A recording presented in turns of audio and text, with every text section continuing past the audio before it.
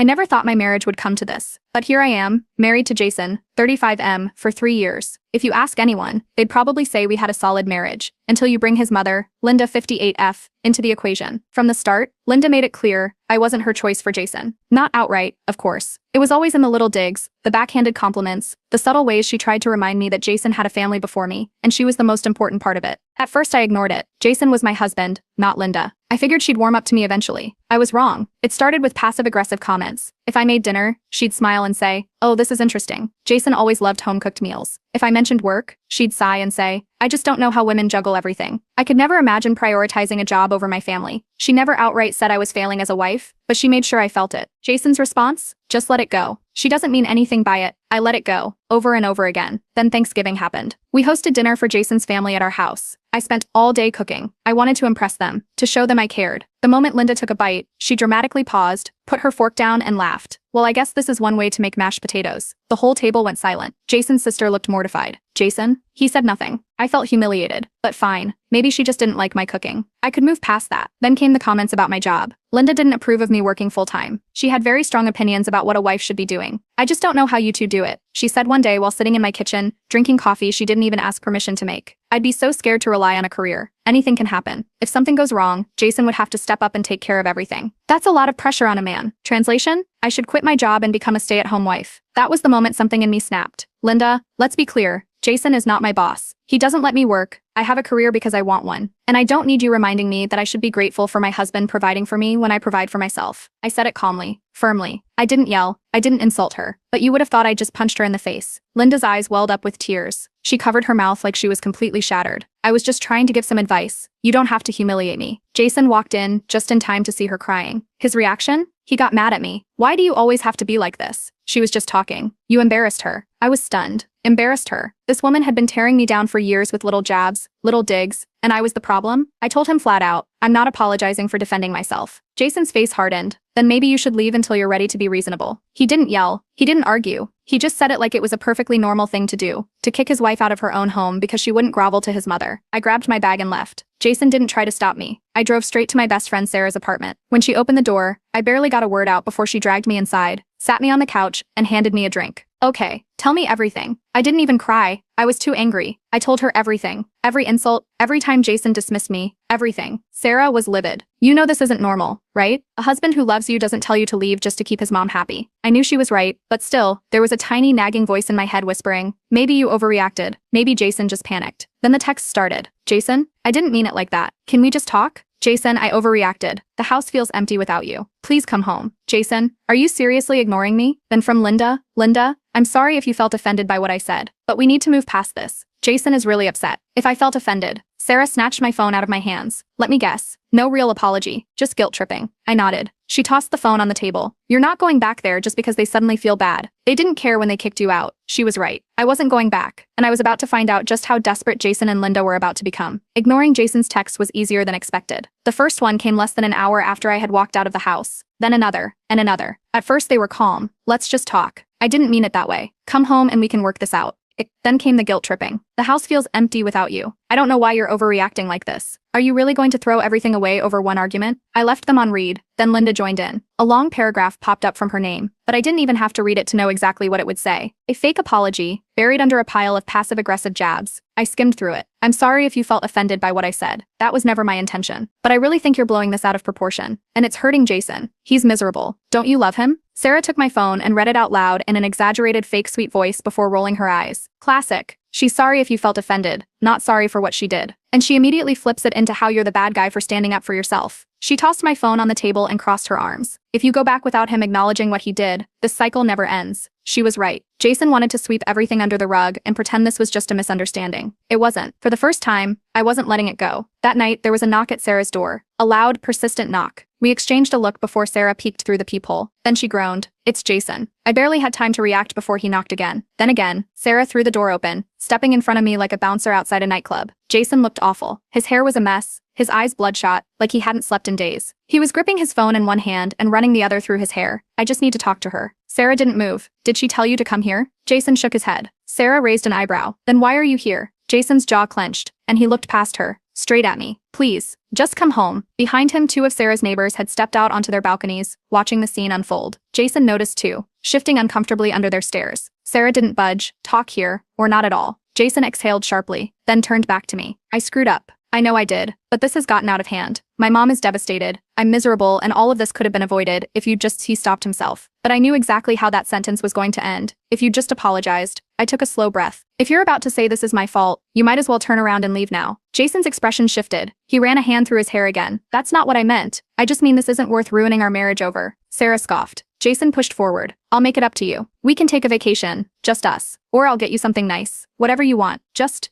come home. He was offering things instead of addressing the problem. I shook my head. This isn't about a vacation or gifts. It's about respect. Your mother disrespects me. You let her. And then, when I finally stood up for myself, you told me to leave my own house. Jason exhaled sharply. I just wanted peace. At my expense. Silence. Sarah shifted her weight, arms still crossed. Jason looked exhausted, but I wasn't about to pity him. I made it clear, I'm not coming back until you set boundaries with your mother. And if you can't, this marriage won't survive. His shoulders tensed. Why can't you just be the bigger person?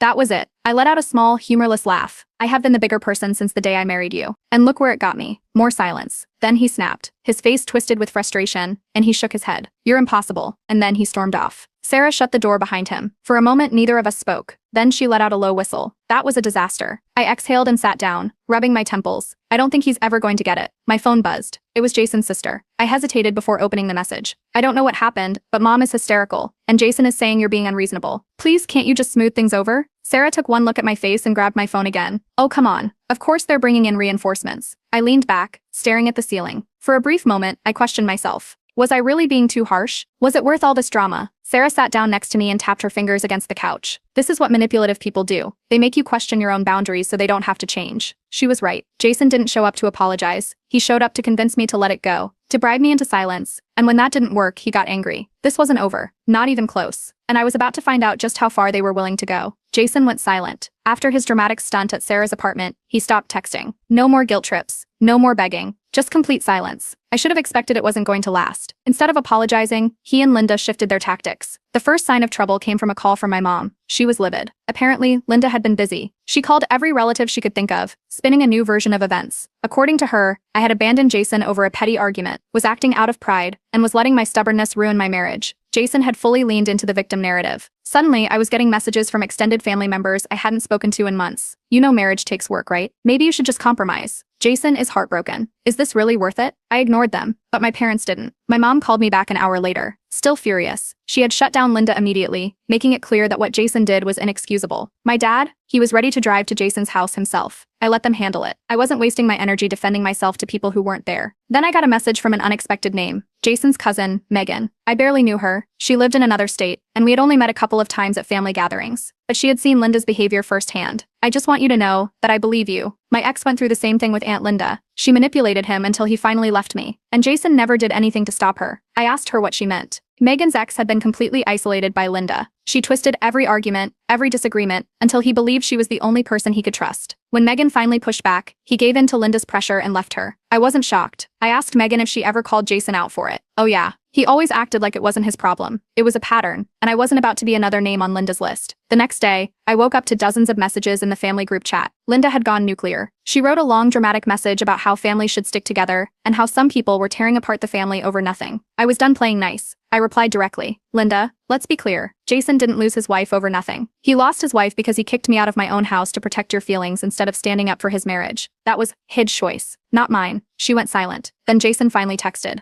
Are you serious? You're making this worse by dragging everyone into it. I stared at my screen for a second before replying. You mean the people your mom dragged into it first? He didn't respond for a while. Then, this isn't helping. I texted back. You kicked me out, instead of standing up for me. I am not pretending that didn't happen. A few minutes later, another message. Fine. What do you want? I called him. I was done going in circles. I laid it out, plain and simple. We need therapy. If you won't work on this with me, there's nothing left to fix. He immediately resisted. I don't need some outsider telling me how to run my marriage. I didn't argue. Then there's no marriage left. Silence. Then, for the first time, he hesitated. Let me think about it. I hung up. Not even an hour later, Linda lost it. She sent a voice message, crying, dramatic sniffles, calling me cruel for putting Jason in this situation, telling me I was ruining the family. I didn't respond, but something must have finally clicked for Jason, because 2 hours later, I got a simple text. Let's talk. and for the first time, he actually sounded serious. But I wasn't letting my guard down just yet. This wasn't over. Not by a long shot. Jason wanted to talk. I agreed, but only in a neutral location. No home turf advantage, no Linda lurking in the background. Just us. We met at a cafe near Sarah's apartment. Jason was already sitting at a corner table when I walked in, gripping his coffee like it was holding him together. He looked tired, disheveled, like he hadn't been sleeping. I sat down, the first thing out of his mouth. Let's just move past this. Not I'm sorry, not I was wrong. Just let's move past this. I waited, gave him a chance to fix it. Instead, he kept going. This is getting out of hand. The family is upset. Mom is devastated. We don't need to make it worse. No accountability, just damage control. I folded my arms. What exactly do you think we're moving past? He sighed, rubbing his temple like this was exhausting for him. Look, I know I messed up, okay? But I didn't mean it like that. I just wanted to keep the peace. There it was. The same excuse, over and over again. I pointed out the obvious. Keeping the peace meant throwing me out of my own house. He exhaled sharply. I just panicked. I didn't think you'd actually leave. That was the problem. He never thought I'd leave. I laid it out for him. I wasn't coming back until he acknowledged what he did and set firm boundaries with his mother. His jaw tightened. You want me to cut off my mom? I shook my head. I want you to act like you're married to me, and not her. Before he could respond, my phone buzzed.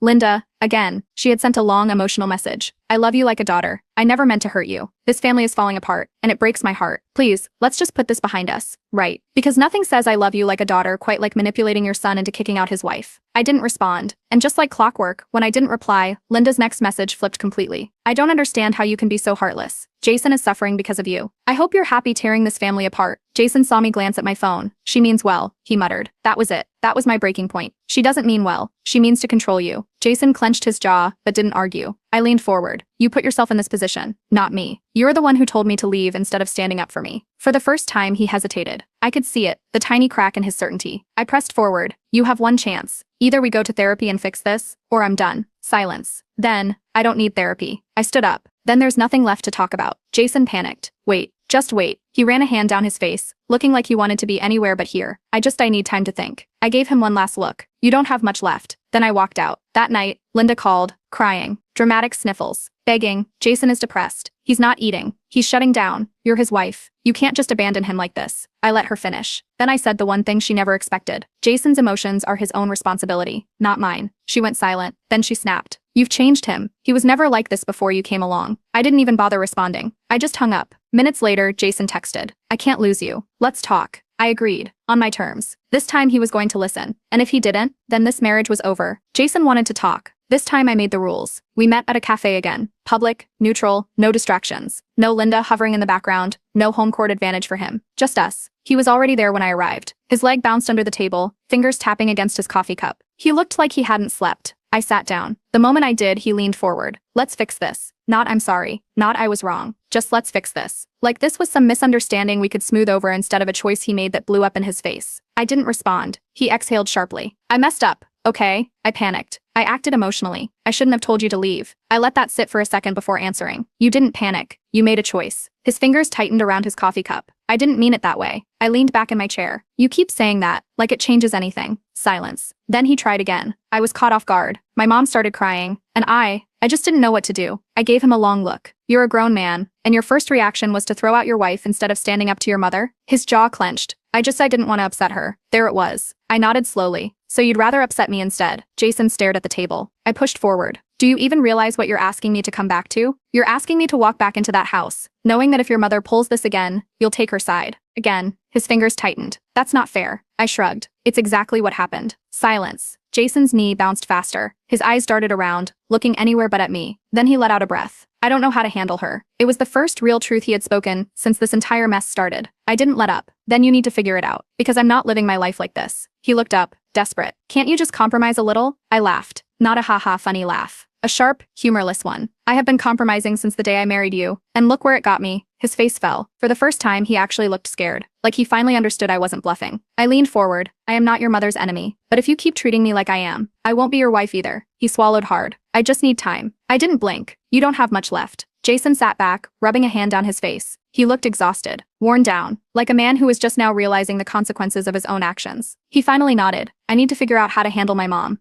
I stood up. Then do it. But I'm not waiting forever. His eyes shot up. I gave him a deadline, one chance. If he didn't set boundaries with his mother, I was filing for divorce. No more waiting. No more excuses. Jason looked like I had slapped him, like he never actually thought I'd walk away. But I would. And for the first time, I think he knew it. I turned and walked out. And as I stepped into the fresh air, one thing was crystal clear. I would never settle for a husband who didn't support me. Not ever again. A week passed in silence. No texts from Jason. No calls. Nothing. At first, I thought maybe he was really taking time to think things through. But after a few days, I started wondering if maybe he wasn't thinking at all. Maybe he was just avoiding the situation. Nothing about this felt right. I tried to distract myself. I spent more time with Sarah, got back into my hobbies, and started looking for apartments. But it was hard to ignore the nagging feeling that Jason wasn't even trying. Was he really reflecting, or was he just hoping I'd forget about everything and come crawling back? That's when Sarah dropped the truth bomb. Don't let him use silence as a tactic. He's not thinking. He's avoiding. If he wanted to fix things, he'd be working for it. You need to stop waiting for him to change his mind. It stung. But deep down, I knew she was right. Just when I was starting to accept that Jason wasn't going to do anything, I got a text from him. Can we meet? I need to tell you something important. I agreed, but I went into it with zero expectations. We met at a park, the same spot where we used to go when things were easier. He sat down across from me, looking uncharacteristically nervous. The kind of nervous I hadn't seen in him before. I'd been thinking. He started, but then paused, like he was choosing his words carefully. I didn't interrupt. I had a feeling I knew where this was going. And then it came. Jason admitted that before deciding anything, he went to Linda first. My stomach dropped. I could feel the air in the park shift, and I suddenly couldn't breathe. He said it like it was a logical step. Like of course he needed to get her perspective. He'd gone to his mother first, instead of his wife. I felt something snap inside of me. I was calm, almost eerily calm, but I couldn't stop the words that came out. So you needed your mother's approval to decide if you were going to respect your wife? He looked startled, but only for a second. I just wanted her perspective, he said, as if that could explain it all. I get it now, okay? I see your side. It didn't matter. I couldn't even hear his words anymore. The damage had been done. I stared at him for a long time. No, Jason. If you really understood, you wouldn't have needed to ask her what to do in the first place. He started panicking, his voice rising, a little desperate. I'll cut her off. I will. Just give me one last chance. I promise I'll make it right. I didn't believe him. Not anymore. You can't fix this, I said quietly. It's too late. His face twisted with shock and disbelief. Please. I can't lose you. His voice cracked. I never thought you'd actually leave me. The truth hit me harder than anything he had said. Jason didn't think I'd leave. He thought I was just going to keep accepting the crumbs. I stood up. I'm filing for divorce, I said. It was final. There was no hesitation. I saw him break down right there in front of me. No, please, he begged, but I couldn't be swayed. You had your chance, Jason. I'm done. I turned to walk away, but I heard my phone buzz in my pocket. It was a call from Linda. I didn't answer. She called again, then again. I could feel the rage building in my chest. Finally, I picked up, but I didn't say anything. You ruined his life. You know that? Linda's voice was shrill, full of fury. You've taken everything away from him. I let her rant. I let her yell. Then, when she finally paused for breath, I said the only thing I could. I didn't ruin his life. You did that when you taught him that your feelings matter more than his wife's. I ended the call before she could respond. That was the last time I ever heard from Linda. I blocked her number, deleted everything. No more interference. I turned to Jason, who was still sitting there, eyes wide, face pale. You and I are done. From now on, you'll only contact me through lawyers. I walked away, feeling like a weight had been lifted off my shoulders. I started the next chapter of my life that day. I found an apartment, one of my own, one where I could finally feel free. Every step I took away from that relationship was a step toward healing. I knew what I wanted, and I knew I wasn't going to settle for less anymore. The hardest part was over. The rest was going to be better. I had no idea what the future held, but for the first time in a long time, I felt hopeful. It didn't take long for Jason to start bombarding me with messages after I made it clear that I was filing for divorce. The texts came fast and furious. I can change, he wrote. I'll do whatever it takes. Just come back. He was relentless, sending more and more each day. At first I wondered if maybe this was a turning point for him, but after a few hours I realized it was the same old pattern. He wasn't changing. He was just trying to manipulate me into feeling guilty. I didn't respond. I didn't even glance at the messages. I knew where it was headed. This wasn't about him suddenly having a revelation about how he treated me. It was about him losing control. He couldn't fathom that I was serious. Then, things escalated. Linda showed up at my workplace. I was in the middle of a meeting when I got a text from security. There's a woman here, asking for you. She says it's urgent. I already knew who it was. It wasn't like Linda had left me alone. I went down to the lobby, and there she was, standing with tears in her eyes, clutching her purse like it was her lifeline. She was trying to play the victim again. She begged me to reconsider. Please, don't do this to Jason. You're ruining everything. I never meant for this to happen. I was done. I didn't entertain it. I wasn't about to let her manipulate me like this. I turned to the security guard and quietly asked him to escort her out. It was the cleanest way to handle it. As she walked away, still pleading, I texted Jason, letting him know that his mother's harassment would not be tolerated anymore. I thought that would be the end of it, but I was wrong. The divorce papers went through, and when I officially filed, Jason's reaction was pure shock. I honestly don't think he believed I would actually go through with it. He kept texting me in disbelief. "You're really doing this? Over one argument?" That's when the real ugliness started. The first thing Jason did was try to paint himself as the victim. He told anyone who would listen that I had thrown away our marriage over one argument. I don't know if he thought repeating that lie enough would make it true, or if he was hoping I'd cave and come back. Either way, it wasn't going to work. I had all the proof I needed, screenshots. The exact messages where he kicked me out, the refusal to defend me, the emotional manipulation. I shared the screenshots with a few close friends, mutual acquaintances who had been asking me for the truth. It wasn't about revenge, it was about making sure the narrative didn't get twisted. I wasn't going to let Jason get away with rewriting history. When I posted everything online, the response was overwhelming. People who I thought had always been on his side came forward to tell me that they'd seen the way Linda had manipulated him. Some even confessed that they had always thought he was too scared of his mother, but they didn't want to get involved. Now they could see that I wasn't the one at fault here, but it didn't stop there. Linda wasn't finished. I got a long drawn-out letter from her a few days later. She claimed that she never meant any harm, and that all she wanted was a close relationship with me. She was so sorry for what happened, she said, but she had just been trying to protect her son. I didn't even read the whole thing. I blocked her number immediately after. There was no point in engaging with someone who thought guilt-tripping was the answer. By then, Jason had started spiraling. He wasn't sending texts anymore, now he was leaving voicemails. At 3 a.m., the first one was a mess. He was crying, barely able to form a coherent sentence. "I lost everything. I lost you. I never thought you'd really leave me. Please don't do this. You're all I had." It was almost laughable. If he had cared about me that much, he wouldn't have treated me like I was disposable. But he hadn't been worried about losing me when he kicked me out. He'd only cared when it was too late. I listened to the voicemail, then deleted it. The next day, I texted him, just to make sure we were on the same page. "You lost me when you told me to leave. Now I'm just doing what you asked." And that was it. I blocked him, completely. No more texts, no more calls. He was gone. I didn't need to keep explaining myself. I didn't need to keep listening to him try to guilt-trip me into coming back. I was free. Now I'm focused on moving forward. I found a new place, one I actually love, and I've been making plans for the future. The freedom I have now feels like a weight lifted off my shoulders. No more drama, no more manipulation. Just me, taking control of my life again. The divorce is almost finalized, and I'm ready to close this chapter completely. It's time for me to move on and leave all that toxic baggage behind. The petty revenge is over. I've won by walking away and living my truth. It's been a couple of months since I finalized everything. The divorce is official, and I can honestly say that my life feels so much lighter. I moved into my new apartment, not long after I blocked Jason for good. It's cozy, a little one-bedroom, with soft neutral colors and huge windows that let in the sunlight. The first few days, I couldn't stop smiling every time I walked through the door. I felt like I could finally breathe.